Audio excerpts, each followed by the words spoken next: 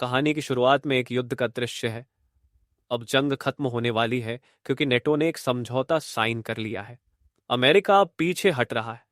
फिर कहानी एक अमेरिकी नेवी जहाज पर जाती है जहां इमरजेंसी अलर्ट का सायरन बजता है।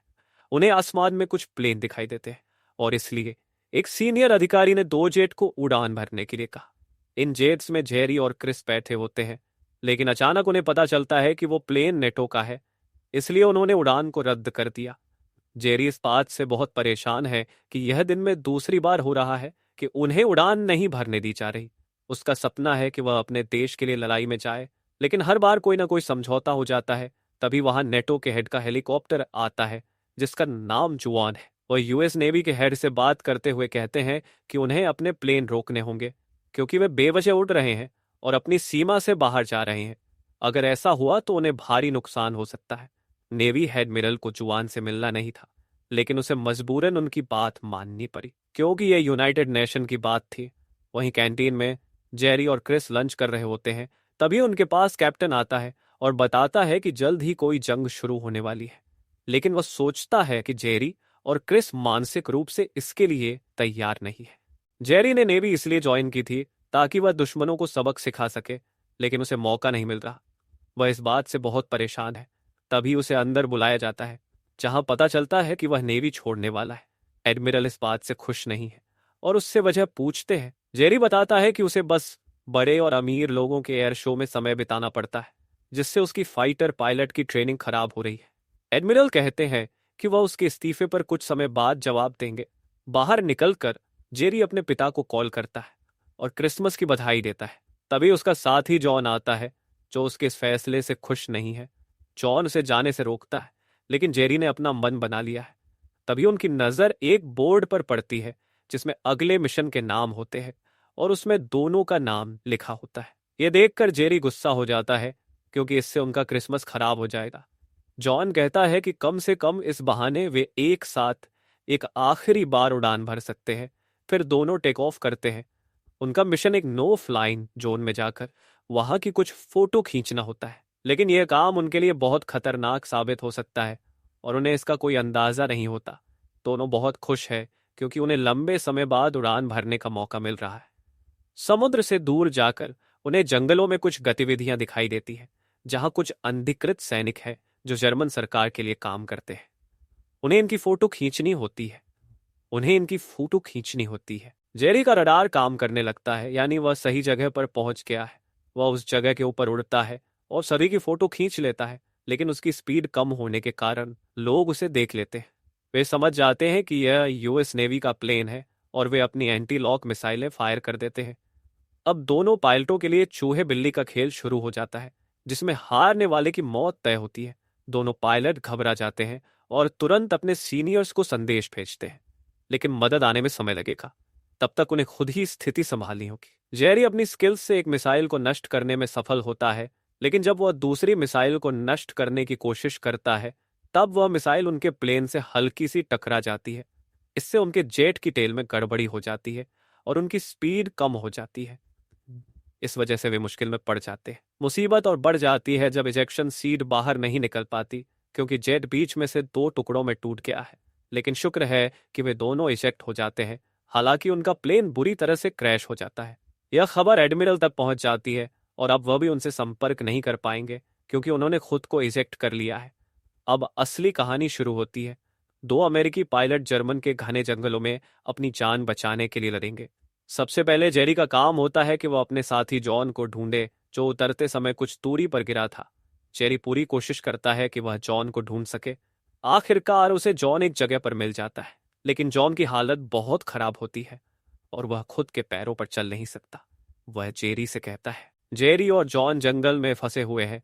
जॉन जेरी से कहता है कि वह ऊंची जगह पर जाएं और रेडियो से मदद मांगने की कोशिश करे, लेकिन जेरी उसे अकेला छोड़कर नहीं जाना चाहता क्योंकि हर कदम पर खतरा है। हालांकि जॉन के बार बार कहने पर जेरी मान जाता है। उन्हें आगे बढ़ना होगा ताकि कोई उनकी मदद कर सके। इस बीच कुछ जर्मन सैनिक क्रैश हुए प्लेन के पास पहुंचते हैं। जब उनके सीनियर को प्लेन पर लिखा यूएसए दिखाई देता है तो वह घबरा जाता है और अपने लोगों से कहता है कि यह बहुत बड़ी गलती हो गई है। वह आदेश देता है कि यहां से सब कुछ छिपा दो, ताकि किसी को कुछ पता न चले। फिर कहानी जेरी पर लौटती है, जो ऊंचाई पर जा रहा होता है। तभी उसे हलचल सुनाई देती है।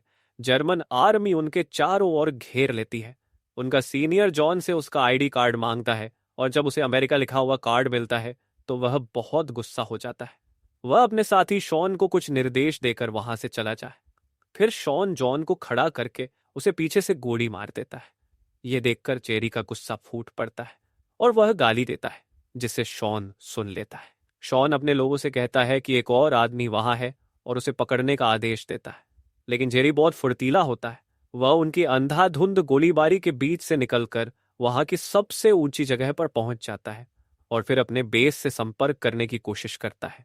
जेरी अपनी एडमिरल से बात करता है और बताता है कि जॉन को मार दिया गया है।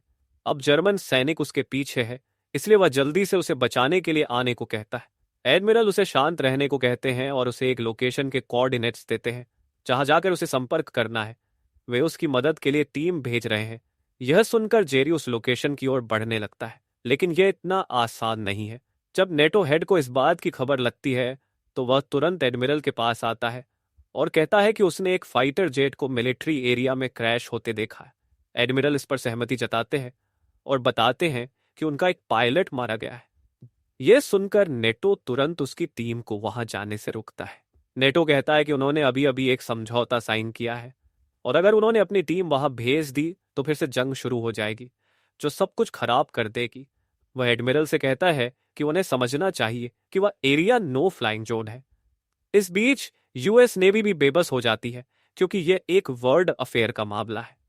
अगर उन्होंने कोई भी कदम उठाया तो उन्हें पूरी दुनिया के सामने जवाब देना होगा। जेरी भागते भागते थोड़ी देर आराम करने के लिए बैठ जाता है, लेकिन शॉन उसका पीछा नहीं छोड़ता। वह स्नाइपर से हमला करता है, लेकिन जेरी सही समय पर देख लेता है और बच जाता है। फिर भी शॉन अंधाधुंध गोलियां चलाता रहता है। जेरी अपनी जान की परवाह किए बिना नीचे की ओर स्लाइड करना शुरू करता है और कूद जाता है। किसी तरह वह उस लोकेशन तक पहुंच जाता है जहां यूएस नेवी उसे बचाने के लिए आने वाली थी। जब जेरी ने एडमिरल से संपर्क किया तो उसने पूरी कहानी बताई। यह सुनकर एडमिरल गुस्से में चिल्लाते हैं कि जेरी की जान खतरे में है और दुश्मन उसे कभी भी मार सकते हैं। एडमिरल कहते हैं, क्या तुम भूल गए हो कि तुम कौन हो? तुम एक यूएस मरीन के कॉम्बैट सोल्जर हो और तुम्हें इन हालातों में ट्रेनिंग दी गई है। खुद को जिंदा रखो और जितना हो सके सरवाइव करो। जल्दी से नए कोऑर्डिनेट पर पहुंचो। तभी जर्मन आर्मी वहां पहुंच जाती है, जो जेरी को ढूंढ रही थी। वे उसका सिग्नल काट देते हैं और जेरी को फिर से भागना पड़ता है। उसे पता है कि जब तक वो भागता रहेगा उसकी जान बची रहेगी। अगर उसने थोड़ी देर भी आराम किया तो एक गोली उसकी जान ले सकती है। इस बीच एडमिरल को बताया जाता है कि उन्हें एक सैटेलाइट कनेक्शन मिला है, जिससे वे जेरी की मूवमेंट पर नजर रख सकते हैं। ये सुनकर एडमिरल तुरंत उसे देखने जाते हैं। स्क्रीन पर हम देखते हैं कि जेरी अभी भी दुश्मनों से भाग रहा है, लेकिन अचानक उसका पैर एक लकड़ी में फंस जाता है और वह एक खाई में गिर जाता है। एडमिरल के लोग सोचते हैं कि अब जेरी मारा गया, क्योंकि वहां कोई मूवमेंट नहीं हो रही थी और दुश्मन भी करीब आ रहे थे। एडमिरल चाहकर भी कुछ नहीं कर सकते, क्योंकि उनके हाथ बंधे हुए हैं। तभी स्क्रीन पर दिखता है कि खाई में बहुत सारी लाशें पड़ी हुई हैं। ये देखकर आर्मी वाले भी चौंक जाते हैं। उनका एक साथी बताता है कि ये सभी वही लोग हैं जो कुछ महीने पहले यहां से बस में जा रहे थे, लेकिन उन्हें मार दिया गया था। ये सुनकर वह सभी को आगे बढ़ने के लिए कहते हैं। जेरी एक आश के नीचे से बाहर आता है। उसके पूरे शरीर पर कीचड़ लगा हुआ है, जिससे उसे पहचानना मुश्किल है। इस बीच मीडिया में खबर फैल जाती है कि शांति समझौते के बाद भी एक अमेरिकन प्लेन उस एरिया में आकर क्रैश हो गया है और उसमें जेरी नाम का पायलट था। जेरी के पिता ऑफिस पहुंचते हैं, लेकिन उन्हें बताया जाता है कि वह अभी जिंदा है और उसे बचाने की पूरी कोशिश की जा रही है। उधर एडमिरल नेटो के हेड से मिलते हैं। एडमिरल का मानना है कि किसी ने जानबूझकर मीडिया में यह खबर फैलाई है, इसलिए वह नेटो पर गुस्सा होते हैं। लेकिन नेटो भी एडमिरल की गलती निकालते हैं। वह कहते हैं कि उन्होंने इतनी मेहनत से जंग को रोका था, लेकिन अब सब कुछ खतरे में है। एक जर्मन आर्मी कमांडर अपने लोगों से क्रैश प्लेन के मलबे में मिले सामानों के बारे में पूछता है, जिसमें एक सीडी ड्राइव भी हो सकती है, जिसमें जेरी और जॉन की खींची हुई फोटोज हो सकती हैं। लेकिन उनका इंजीनियर कहता है कि यह नामुमकिन है, क्योंकि प्लेन पूरी तरह से बर्बाद हो चुका है। कमांडर को डर है कि शायद कुछ तस्वीरें ऑनलाइन अपलोड हो गई होंगी। इस बीच जेरी मौत के मुंह से बचते बचाते एक फैक्ट्री के पास पहुंचता है, जो शायद कई सालों से बंद थी। वहां उसे कुछ लोग दिखाई देते हैं जो सिविलियन लगते हैं और डरे हुए हैं, लेकिन उनके पीछे कुछ सैनिक भी होते हैं जो धीरे धीरे आगे बढ़ रहे थे। इसका मतलब यह हो सकता है कि वहां कुछ खास हो रहा है। जब जेरी देखता है कि वहां पर वायर्स बिछी हुई हैं जो माइन से कनेक्टेड हैं, तो वह समझदारी से आगे बढ़ता है। लेकिन तभी एक सोल्जर उस पर चढ़ जाता है, जिससे वहां अफरा तफरी मच जाती है और सभी दुश्मन सैनिक मारे जाते हैं। जेरी भी घायल हो जाता है। जब उसे होश आता है तो वह शॉन को देखता है, जो अभी भी उसे ढूंढ रहा है। जेरी बड़ी चालाकी से वहां से भाग निकलता है, बिना शॉन की नजर में आए। अब जेरी उस लोकेशन पर पहुंच जाता है जहां उसने एडमिरल से संपर्क किया था और उन्हें बताता है कि वह वहां पहुंच चुका है। एडमिरल उसे पूर्व की ओर जाने के लिए कहते हैं, जहां उनकी टीम उसका इंतजार कर रही है। लेकिन एक बार फिर शॉन उसके पीछे पड़ जाता है। इस बीच एडमिरल अपनी टीम को रेस्क्यू मिशन के लिए तैयार कर रहे होते हैं। तभी नेटो हेड आता है और कहता है कि वह अपनी टीम वहां भेज रहा है ताकि स्थिति और बिगड़ न जाए। यह सुनकर एडमिरल बहुत गुस्सा होते हैं। जेरी भागते हुए एक कार के सामने आता है और मदद मांगता है। कार में बैठे लोग उसे लिफ्ट दे देते हैं। ये लोग लोकल्स हैं, यानी आम लोग जो जेरी को नहीं जानते। लेकिन शॉन को पता चल जाता है कि जेरी कहां गया है। जैसे ही जेरी की कार टाउन में पहुंचती है, उस पर हमला होना शुरू हो जाता है। टाउन वाले समझ जाते हैं कि यह वही पायलट है जिसे उन्होंने टीवी पर देखा था। शॉन के लोग पूरे टाउन पर गोलीबारी करने लगते हैं, लेकिन जेरी भागकर एक स्टोर में छिप जाता है। कुछ देर बाद शॉन और उसकी टीम को एक लाश मिलती है जो अमेरिकन पायलट के कपड़े पहने हुए थी। ये देखकर आर्मी वाले समझते हैं कि उन्होंने जेरी को मार दिया, लेकिन शॉन बहुत चालाक होता है और जब वो उस लाश को देखता है, जेरी सोचता है कि वह शॉन को धोखा दे सकता है। इसलिए उसने दूसरे कपड़े पहन लिए और उसी लड़के के साथ भागने लगता है जो उसे कार में मिला था। दोनों बॉर्डर के करीब पहुंच जाते हैं, लेकिन तभी खबर आती है कि वहां फंसा हुआ पायलट मारा जा चुका है। इस कारण नेटो टीम को वापस आने का आदेश दिया जाता है। जेरी सब कुछ नीचे से देख रहा था और समझ गया कि उसे अपने जिंदा रहने का सबूत देना होगा। इसलिए वह उस जगह पर जाता है जहां उसकी इजेक्शन सीट गिरी थी, यानी उसी टूटे हुए स्टैचू के पास जहां कई माइन बिछी हुई थी। वह जैसे तैसे वहां पहुंचता है और जीपीएस ऑन कर देता है। इससे एडमिरल को पता चलता है कि उनका पायलट अभी भी जिंदा है। इस बार एडमिरल खुद इस मिशन पर जाने का फैसला करते हैं। उधर जेरी को शॉन दिखता है, जो उसे ढूंढ रहा था। जेरी बाहर निकलने का नाम नहीं ले रहा था।